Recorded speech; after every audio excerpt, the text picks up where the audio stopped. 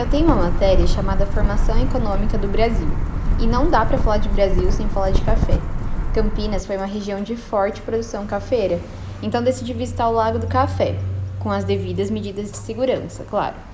O Museu do Café é um resquício da Fazenda Taquaral, que pertencia a um dos fundadores de Campinas, Barreto Leme. Essa é a vista de entrada do museu, criada em 1996, para contar um pouquinho dessa história. E eu vou te levar comigo para descobrir o que tem lá dentro. Nas paredes estão alguns textos que contam a história e a formação de Campinas, fortemente atrelada à produção de café na região. Eu filmei bem rapidinho os textos e eu não vou ler tudo, mas vale a pena a leitura, então dá um pause aí e confere um pouquinho das origens da cidade.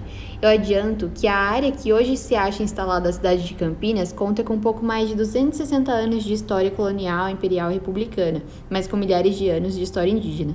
De início era um bairro rural da vila de Jundiaí, na metade do século XVIII, mas a produção de café se intensifica mesmo no século XIX. Em 1842, quando o território se torna o município de Campinas, as produções de café já dominam a região. O museu conta com alguns móveis e livros antigos, e eu vou mostrar um pouquinho deles para vocês. Esse boletim da Superintendência dos Serviços do Café mostra alguns dados bem interessantes de outubro de 1942. No museu estão vários desses boletins, mas vou mostrar apenas esse aqui. Eu achei legal que, além dos dados, o livro mostra algumas considerações sobre a regulamentação da época e também algumas imagens.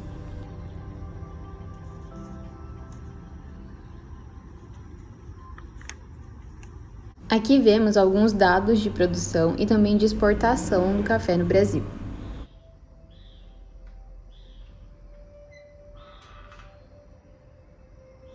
Também achei super interessante esse livro Planalto e os Cafezais, que apresenta passagens importantíssimas para entender o ciclo do café no Brasil.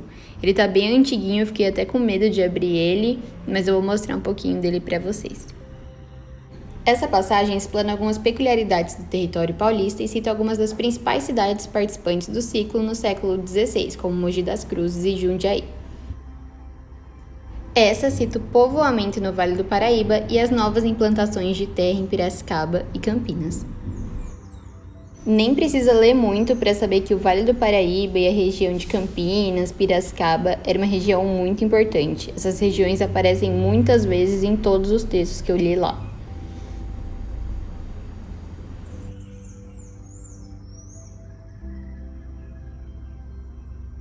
Se você quiser ler mais, eles deixam também alguns QR Codes para você acessar a revista virtual. Mas o que não falta lá é texto na parede. E como eu já falei, vale muito a pena ler, e eu recomendo. Então, se quiser, dá mais um pause aí. Vale ressaltar que a produção de café em Campinas desenvolve a cidade como um todo, o que pode ser visto, por exemplo, nas ferrovias. Saindo um pouquinho dos textos, eu vou mostrar um pouco dos objetos que tem no Museu do Café, que não nos deixam de contar muita história.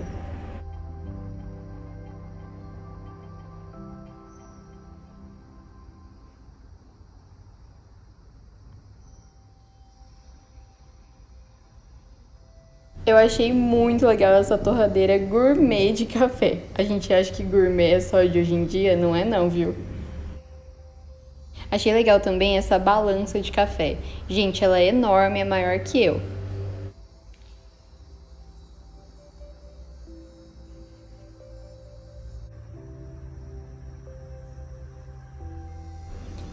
Não dá pra fugir muito dos textos na parede. Vale mais um pause aí. Mas o museu também traz uma série de quadros e imagens que retratam como era a produção de café na época e como era o escravismo na época. Inclusive, essa parte do museu é bem pesada, traz uma energia bem carregada, porque é a parte que mostra realmente como era a escravidão na época. Achei interessante esse texto que mostra que os cortiços eram as antigas senzalas. Então, mesmo quando os negros eles eram libertos, eles viviam nas mesmas condições de que viviam antes na escravidão.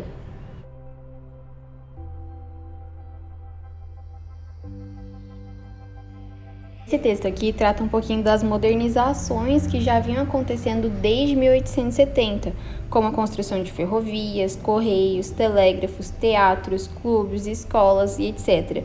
E ele também traz o número de habitantes na região com o passar do tempo. Olha a primeira frase desse texto. Em fins do século XIX, a economia cafeeira colocou o município de Campinas em segundo lugar no quadro de desenvolvimento do estado de São Paulo. E mais embaixo, Campinas, já em 1912, apresentava aspectos de cidade industrial.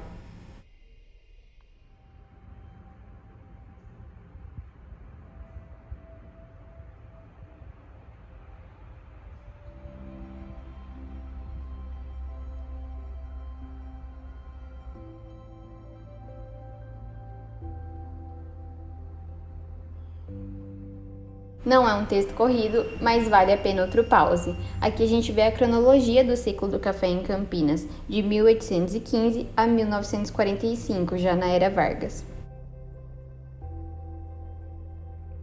Vale muito a pena conhecer o Museu do Café, conhecer um pouquinho mais da história de Campinas e parar para refletir sobre tudo o que aconteceu ali, principalmente sobre tudo que as pessoas escravizadas ali passaram.